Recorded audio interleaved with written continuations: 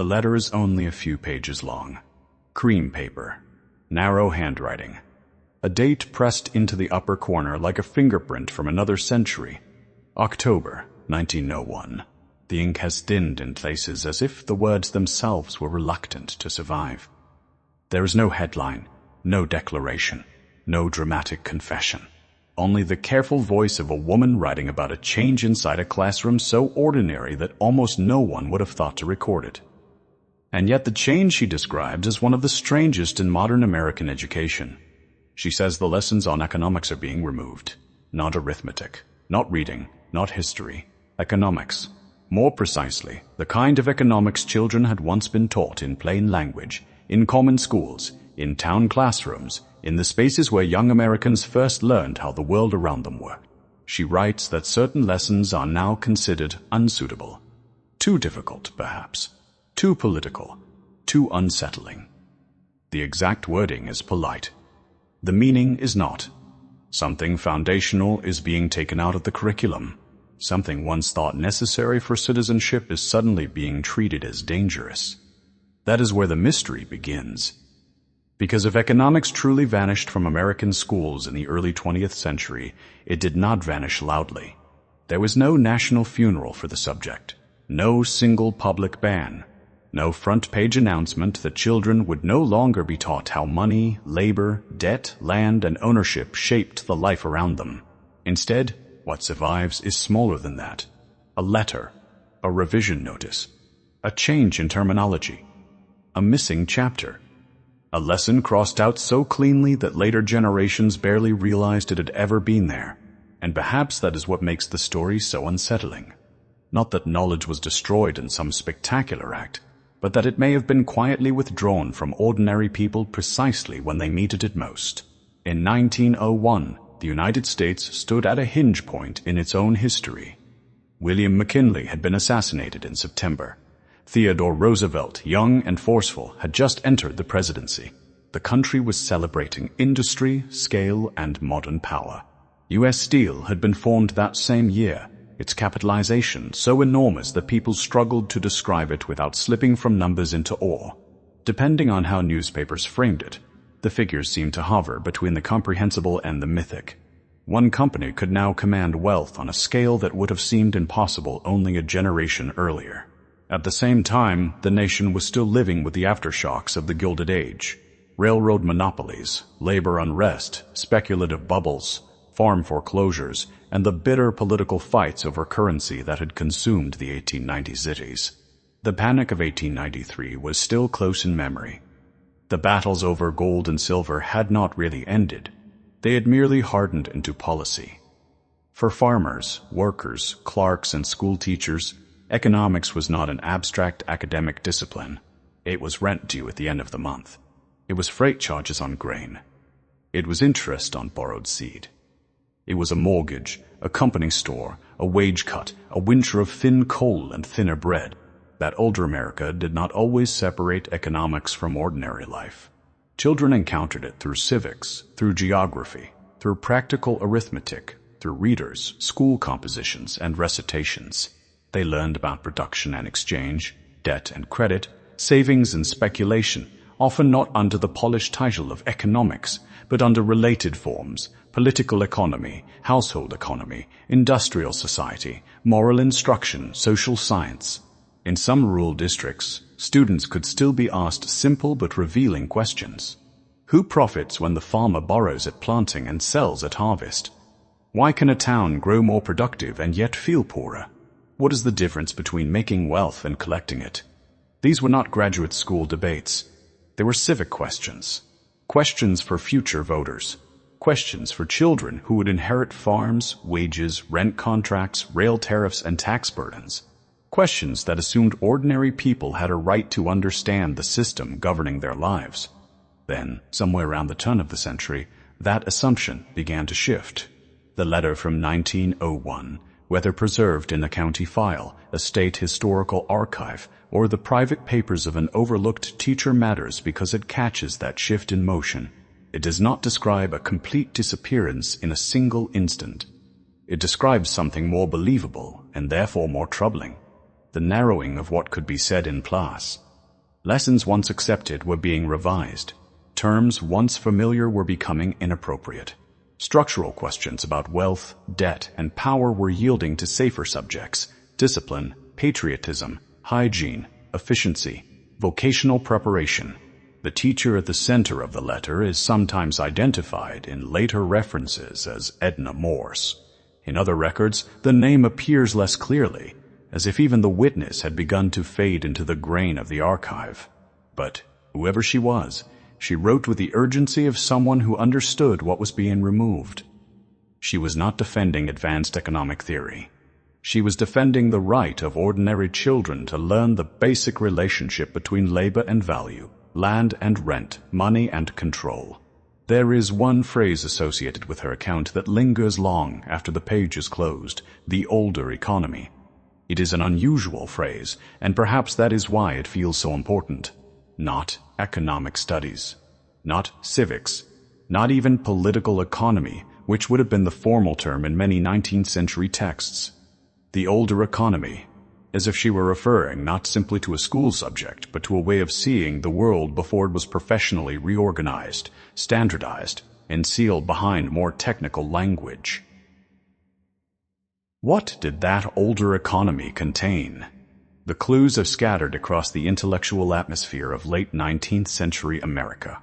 Henry George's Progress and Poverty had sold in extraordinary numbers, reaching readers far beyond universities and reform circles. Debates over land value, monopoly, taxation, labor, and industrial concentration were not obscure. They moved through newspapers, pulpits, lyceums, union halls, farm alliances, and town meetings. A schoolteacher in 1901 did not need to be a radical to know that economics was political. She only had to live in America. She would have seen railroads controlling access to markets. She would have seen town merchants dependent on distant prices. She would have seen children arrive in class with shoes repaired twice over, while newspapers praised unprecedented national prosperity. She would have heard of trusts absorbing entire industries. She would have understood that there was a difference between teaching students how to count money and teaching them how money organizes society. That difference may be the heart of the entire story. Because modern schooling often teaches financial behavior while avoiding economic structure. Save, budget, work hard, spend carefully. These are personal disciplines, useful ones, but they are not the same as asking who controls currency, land, credit, wages, taxation, or access to markets. A child can be trained to survive inside a system without ever being taught how the system was built. The older curriculum appears, in fragment after fragment, to have drawn that distinction more openly.